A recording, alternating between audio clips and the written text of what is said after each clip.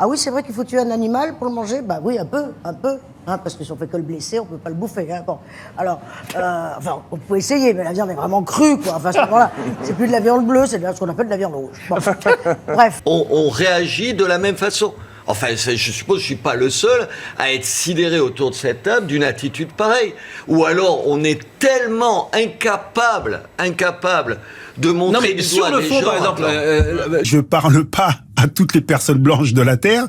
Je dis que ces supporters tirent ce complexe de supériorité de leur couleur de peau parce que, historiquement, il y a une hiérarchie qui a été faite entre les personnes. C'est au sens propre un propos raciste. Vous êtes inversé, vous dites tous les Noirs ont je sais pas quoi, on vous dirait tous les Noirs. Évidemment que c'est un propos raciste. Rost, c'est à vous. Bonjour.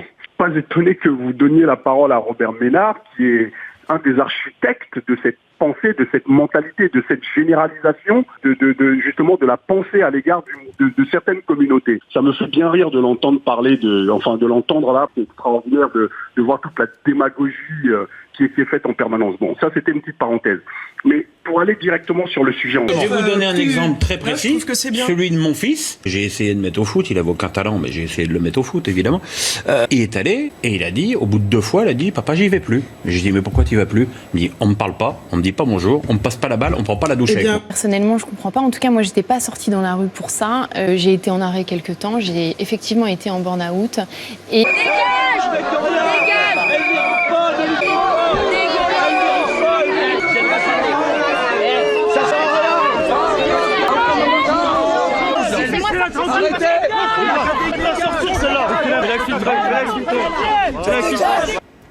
Je suis sidéré.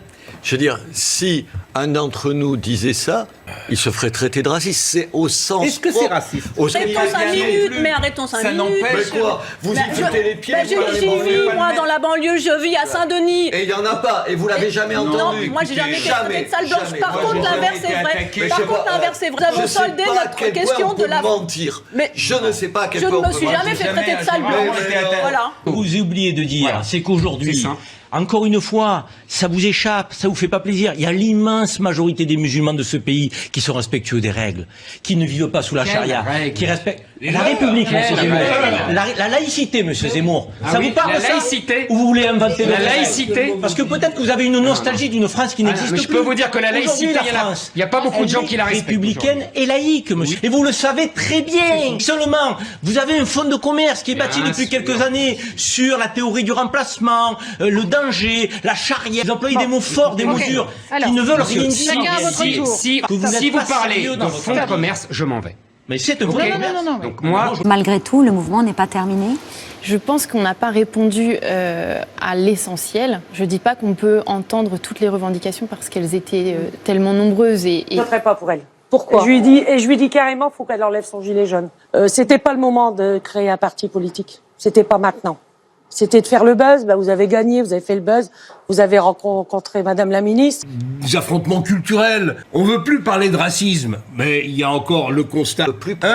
Mais oui, il y a les gens qui disent le racisme n'existe plus, on n'en parle pas. Il y a évidemment si, beaucoup de gens le disent. Il y a des affrontements culturels qui subsistent. La maladresse de Thuram correspond à une situation qui, quand même, me semble-t-il, évolue tout doucement vers un vivre ensemble compliqué. Très compliqué. C'est un combat de civilisation et le vivre ensemble est un exercice compliqué. Moi, je connais très bien Lilian et c'est quelqu'un qui essaye de se battre pour que l'égalité républicaine, qu'il n'y ait pas de stigmatisation, que les uns et les autres soient sur le même piédestal. Donc, on peut accuser Lilian Thuram, on l'aime ou on l'aime pas, mais on ne pourra jamais l'accuser de racisme. Donc moi, c'est simple. Vous n'allez pas encore mesurer j'ai le droit d'avoir des idées. La police des mots, vous n'avez pas S'il vous plaît, j'ai le droit d'avoir des idées. Vous avez un fonds de commerce. J'ai le droit d'avoir des idées, ne vous déplaise. S'il vous plaît, en plus, c'est la réalité. Comme mon fonds de commerce, c'est la réalité. Vous avez un fonds de commerce. Alors, Bonjour. Oui, on se connaît, mais j'ai pas le temps.